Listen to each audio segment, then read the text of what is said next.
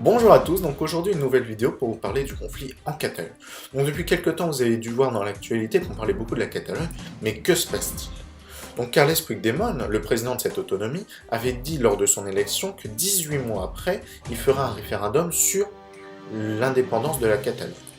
Nous sommes le 1er octobre 2017, ce référendum a eu lieu. Madrid était contre ce référendum, il l'a jugé illégal. Donc la tenue de ce référendum s'est passée de façon assez chaotique. La police a réprimé les votants, ceux qui étaient contre l'indépendance ont boycotté ce vote, qui a donné un résultat de 98% pour le oui, mais avec un peu moins de 50% des votants.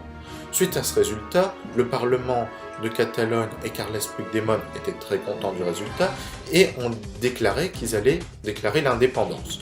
Madrid n'est pas content et a commencé à les menacer à utiliser l'article 155 de la Constitution. Donc qu'est-ce que l'article 155 de la Constitution d'Espagne?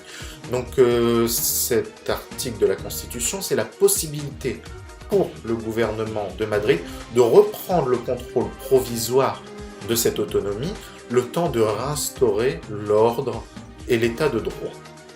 Donc Carles Puigdemont n'était pas très content de ces menaces et lors d'une réunion devant tous les députés, a déclaré l'indépendance, mais a aussitôt mis cette indépendance en suspens.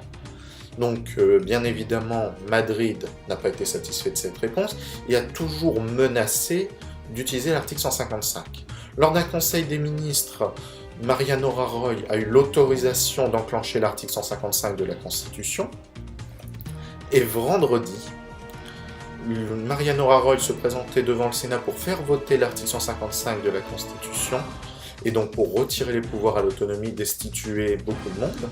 Et donc, le Sénat a dit oui, donc Carles Puigdemont, les chefs de la police et le Parlement de Barcelone a été destitué, ainsi que beaucoup de monde. La presse a été reprise un peu sous le contrôle de Madrid pour réinstaurer la communication pour Madrid, donc ça c'est plutôt discutable.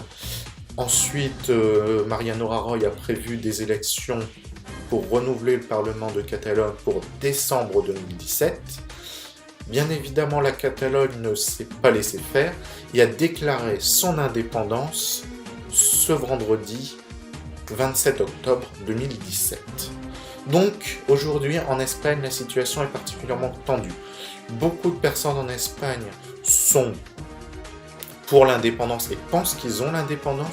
Le gouvernement de Catalogne se dit indépendant, mais cette indépendance n'est pas reconnue au niveau international. L'Union européenne soutient l'Espagne, la France évidemment soutient l'Espagne, les États-Unis ont annoncé qu'ils ne reconnaissaient pas la Catalogne et qu'ils soutenaient l'Espagne. Donc actuellement en Espagne la situation est vraiment tendue et d'ici quelques jours on devrait y voir clair. Ce qu'il faut espérer, c'est qu'il n'y ait pas de conflit armé parce que ça pourrait très vite finir en guerre civile. Beaucoup de représentants de la Catalogne devraient être mis en prison parce que leur agissement actuellement de se déclarer indépendant est bien évidemment illégal. Depuis quelque temps, il y avait eu d'autres référendums et d'autres tentatives d'indépendance où d'anciens présidents de Catalogne ont fini en prison. Et hier, il y avait eu beaucoup de défilés dans la rue des Barcelonais et des Cataloniens qui étaient contre l'indépendance et qui voulaient rester dans l'Espagne. Donc il y a eu quand même 300 000 personnes selon la police espagnole et 1 million selon les organisateurs qui étaient donc contre cette indépendance et qui défilaient dans la rue. Et donc lors de cette manifestation, beaucoup de personnes criaient Carles Puigdemont en prison, etc.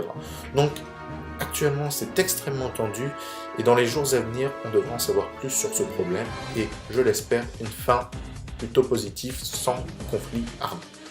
Je vous remercie d'avoir regardé cette vidéo, j'espère qu'elle vous a plu. Si elle vous a plu, n'hésitez pas à mettre un pouce bleu, à partager et surtout commenter. Merci beaucoup.